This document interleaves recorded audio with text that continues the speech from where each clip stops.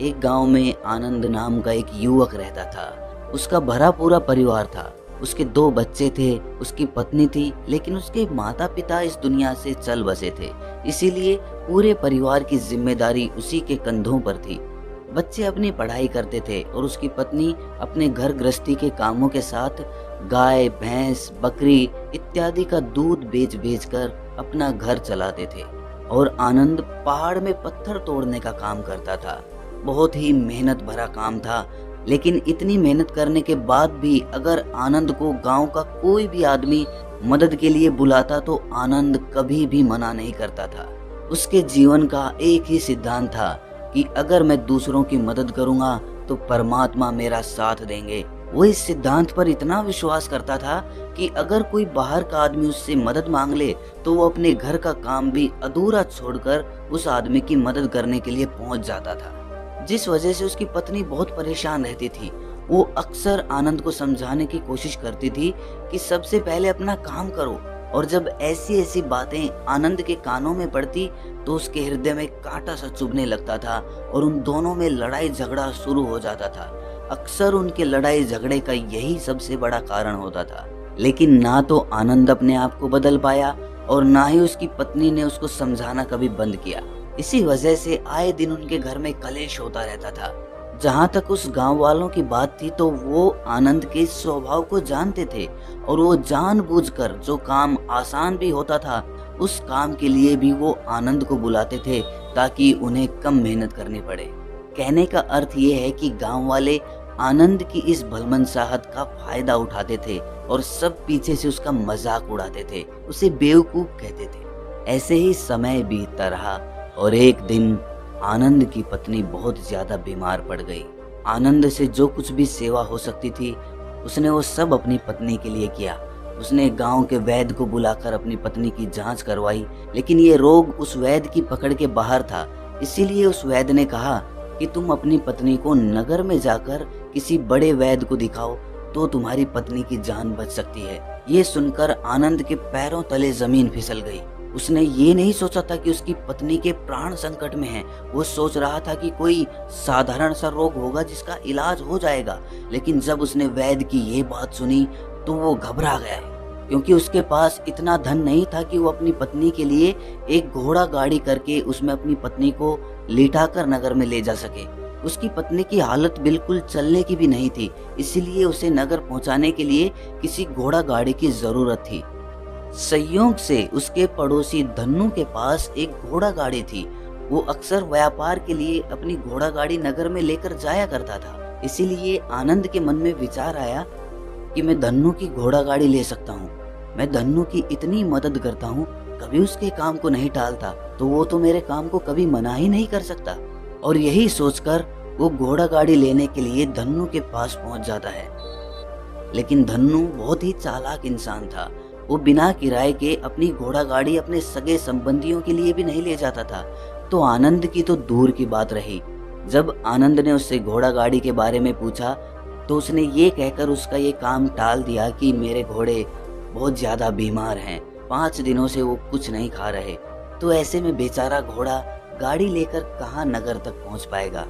हाँ, अगर तुम कुछ धन की व्यवस्था कर सकते हो तो मैं अपने एक मित्र की घोड़ा गाड़ी तुम्हारे लिए मंगवा सकता हूँ। ये सुनकर आनंद परेशान और चिंतित हो गया, क्योंकि उसके पास धन तो था ही नहीं। इसका मतलब उसकी पत्नी बड़े नगर में वैद्य के पास इलाज के लिए पहुंच ही नहीं पाएगी।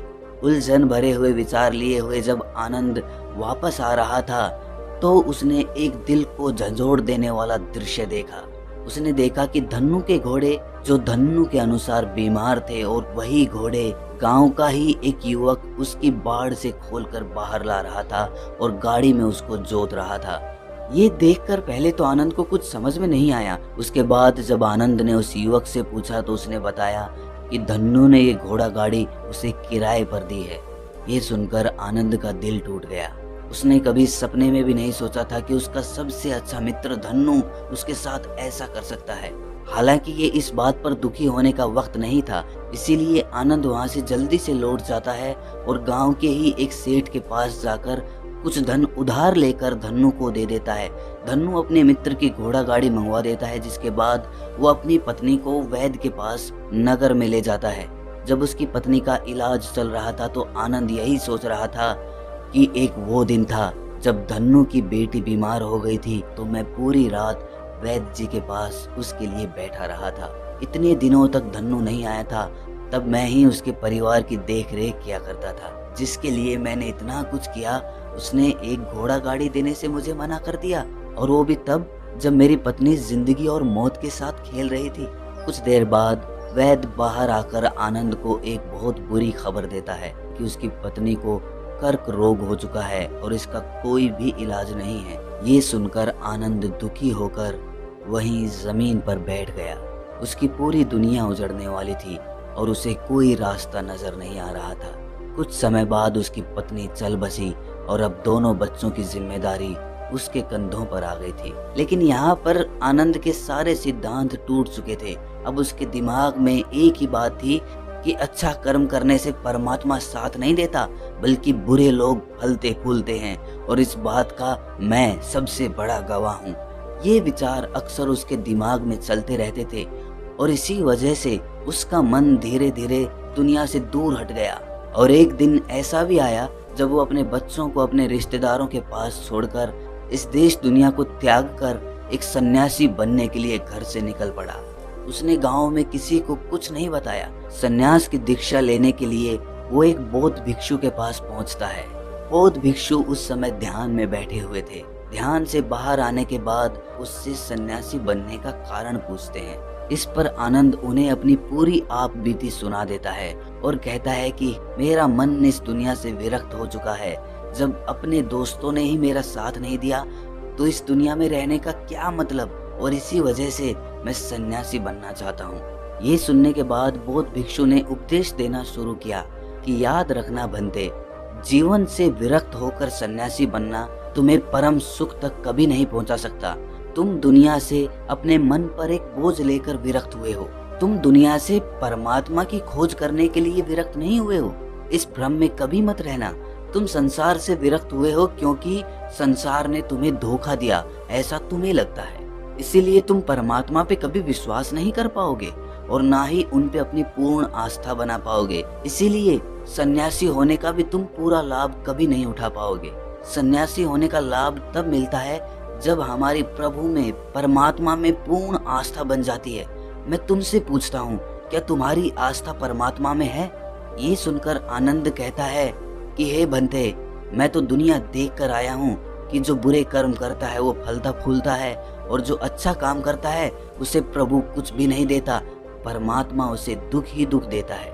इसीलिए मैं परमात्मा पे अपनी पूर्ण आस्था कैसे बना सकता हूँ? ये सुनकर उस बौद्ध भिक्षु ने कहा कि यही तो मैं तुम्हें समझाना चाहता हूँ कि तुम पूरी ऊर्जा अपनी सन्यासी जीवन में लगाओ और उसके बाद भी तुम्हें फल प्राप्त ना हो तो तुम्हें कैसा लगेगा। इसीलिए किसी की भी मदद करने के मैं 5 सिद्धांत तुम्हें बताता हूँ। ये 5 सिद्धांत समझकर संसार में वापस लौट जाओ और संसार में एक ग्रस्त जीवन जियो। ये कहकर बौद्ध भिक्षु ने कहना शुरू किया कि जब भी तुम किसी की सहायता करते हो तो उसमें सबसे पहली बात, सबसे पहला सिद्धांत जो ध्यान में रखने का होता है वो होता है कि किसी की मदद करते वक्त कभी भी उससे उम्मीद मत रखना। ये मत सोचना कि आज मैंने इसकी सहायता कर दी तो कल बदले में ये भी मेरी सहायता करेगा। अगर तुम ऐसा सोचोगे तो तुम्हें जीवन में दुखों का सामना करना ही पड़ेगा, क्योंकि कोई ना कोई तुम्हारी उम्मीद जरूर तोड़ेगा। और वास्तविकता में वो मदद या वो सहायता नहीं होती है। हम ये सोचकर मदद करते हैं कि इसकी मदद कर देता हूँ तो कल ये मेरे भी मदद करेगा, और यही लालच हमें अक्सर उन लोगों की मदद करने पर विवश करता है जो किसी ना किसी रूप में धनवान होते हैं, क्योंकि हमें लगता है कि कल ये आदमी धन के द्वारा मेरी मदद कर सकता है। जरा सोचो, एक तरफ तुम्हारा मित्र हो जिसके पास धन है, संपदा है, और दूसरी तरफ कोई गरीब औरत हो जो भूखी बैठी हुई है। तुम्हारा दोस्त तुमसे कहता है कि यार आज तो खाने के लिए अच्छे अच्छे पकवान मंगवा लो बाजार से, और दूसरी तरफ वो औरत तुमसे 2 सूखी रोटी मांग रही है, तो तुम किसकी मदद करोगे? सबसे पहले हमारा कर्तव्य बनता है कि उस औरत की भूख मिटाएं, लेकिन अक्सर इंसान ऐसे नहीं सोचता। वो अपने दोस्त को तो खिला देगा, लेकिन किसी गरीब को उसकी भूख मिटाने के लिए पैसा या धन नहीं देगा। दूसरी बात जो ख्याल में रखने की है कि सहायता करते वक्त हमारा लालच कभी भी उसके साथ नहीं जुड़ना चाहिए। अक्सर हम जब किसी की मदद करते हैं तो हमारा लालच और हमारा स्वार्थ ही उसके साथ जुड़ा होता है, और हम अपनी भविष्य की योजना तैयार करके उस आदमी की मदद करते हैं। हम ये सोचते हैं कि अगर मैं इसका ये काम करूंगा तो भविष्य में ये आदमी मेरा वो काम पूरा कर देगा, और वो सहायता, वो मदद बिल्कुल भी परमात्मा के द्वार को नहीं खटखटाती, क्योंकि वो लालच है। जाहिर है आप अपने आप को धोखा देने के लिए अपने लालच को एक सहायता, एक मदद का रूप दे रहे हैं। तीसरी बात जो ख्याल रखने की है वो ये कि अपने सामर्थ्य के हिसाब से दूसरे की मदद करो। कभी भी एक ग्रस्त आदमी को किसी की इतनी सहायता नहीं करनी चाहिए जिससे कि उसका परिवार और उसके बच्चे कष्ट में जीवन बिताएं। सबसे पहला फर्ज हमारा होता है अपने परिवार को सुखी रखना, और उसके बाद दूसरों की मदद करना आता है। लेकिन कुछ लोग दूसरों की मदद पहले करते हैं और अपने परिवार को तवज्जो कम देते हैं, जिससे कि परिवार में लड़ाई झगड़े आए दिन पनपते रहते हैं, और ये सब हम समाज में देखते रहते हैं अपने आसपास। अगली बात जो ख्याल में रखने की होती है वो ये, अपनी जिम्मेदारियां पहले निभानी होती हैं। हम अपना कर्म, अपना काम छोड़कर पहले दूसरों की मदद करने के लिए चले जाते हैं, और जब दूसरा बदले में हमारी मदद नहीं करता तो हमारा दिल दुखी हो जाता है। हम सोचते हैं कि मैंने तो अपना काम छोड़कर उस आदमी की मदद की थी और वो आदमी मेरी मदद ही नहीं कर रहा है। इसीलिए अपना कर्म सबसे ऊपर, क्योंकि वही काम करने के लिए इस दुनिया में हमारा जन्म हुआ है।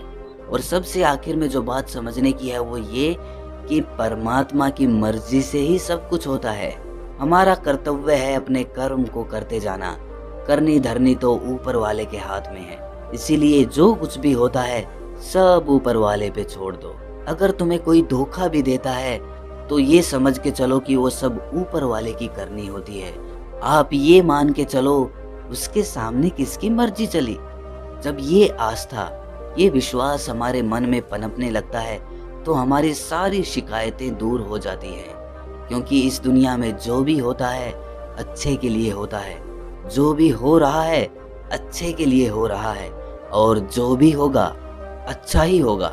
चाहे हमारी बुद्धि आज वर्तमान में इस सिद्धांत को ना समझ पाए, लेकिन जीवन में कभी ना कभी किसी ना किसी मोड़ पर आपको जरूर ये एहसास होगा कि जो हुआ था वो अच्छे के लिए ही हुआ था। इसीलिए सारी शिकायतें दूर कर दो और बस अपना कर्म करते जाओ।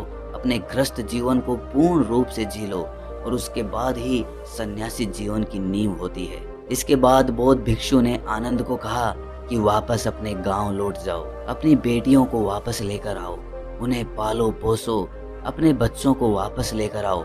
ये सुनकर आनंद अपने बच्चों के साथ अपने गांव में वापस लौट आता है। गांव में किसी को खबर नहीं थी कि आनंद कहाँ पर गया हुआ था और वो क्या ज्ञान लेकर वापस लौटा है।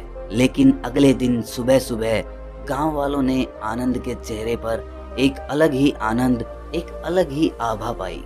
तो दोस्तों, कैसी लगी आपको ये कहानी कमेंट सेक्शन में जरूर बताना, और अच्छी लगी तो इस चैनल को सब्सक्राइब जरूर कर लेना। तो मिलते हैं अगली कहानी में, तब तक के लिए अपना ख्याल रखें।